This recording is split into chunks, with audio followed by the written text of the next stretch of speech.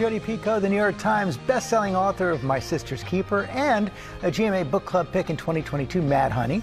Her latest novel, By Any Other Name, is out now. Welcome back to GMA. Good to see you. Thanks for having me. So tell us about By Any Other Name. How would you describe it? So it is a story about how women have been written out of history by the men who were writing it, how women's voices were silenced in the past and are still being silenced today, and it follows two women. In 1581, you meet Amelia Bassano, who is a real-life historical figure, a female playwright who can't get her work in front of the public because she's a female playwright, so she pays a man for the use of his name, and that man happens to be William Shakespeare.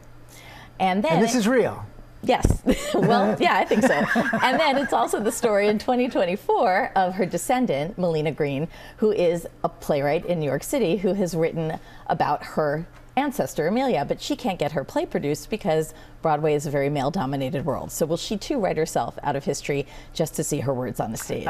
I know you do your research. Yeah. Tell us a little bit more about Amelia. Yeah, so Amelia came from an Italian family of musicians. Henry VIII found them.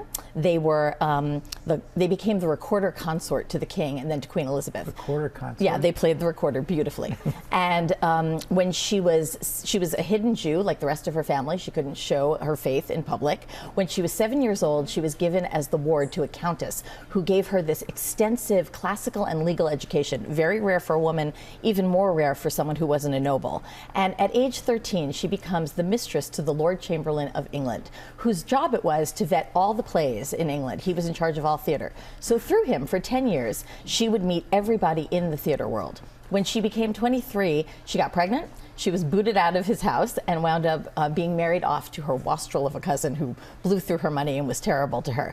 And we don't know a lot about her until she publishes the first book of poetry by a woman in England. You made me think of another question. So reveal a little bit more about your process. Sure.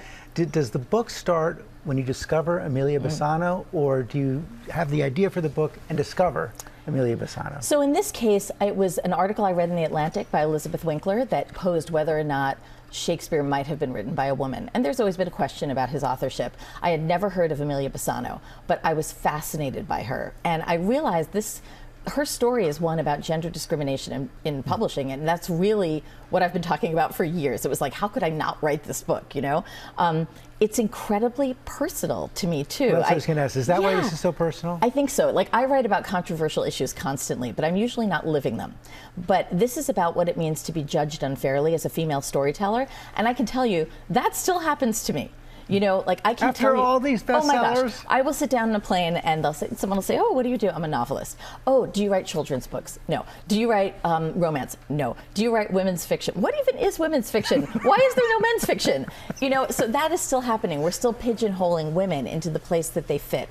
And I think that what makes this book so timely for me, and also pretty spicy, I have to add, is that we are in an era in America where right now women are still fighting for their rights, and where, through book banning, a small group of people are trying to decide what stories should be heard and who should have the right to tell them. So it's almost like history is repeating itself 400 years later. It's so clear that this idea really lights you up, and I know you like to sell your books as well. You're out there on TikTok. I am, unbelievably. Here I am on TikTok, to my children's chagrin. Yeah, you know, I knew book talk was a real thing. I think it's one of the communities where we're seeing organic responses to books, and I decided, well, let's see if I can crack this. And I have to say, if you make fun of yourself on TikTok, everybody loves you. And honestly, we're at this point where when I meet someone who's like 20 to 30, the first thing they say to me now is, oh, I found you on TikTok. So it is kind of finding a whole new generation of readers for my books, which I love. Thanks for coming in today. It's my pleasure. By Any Other Name is available right now.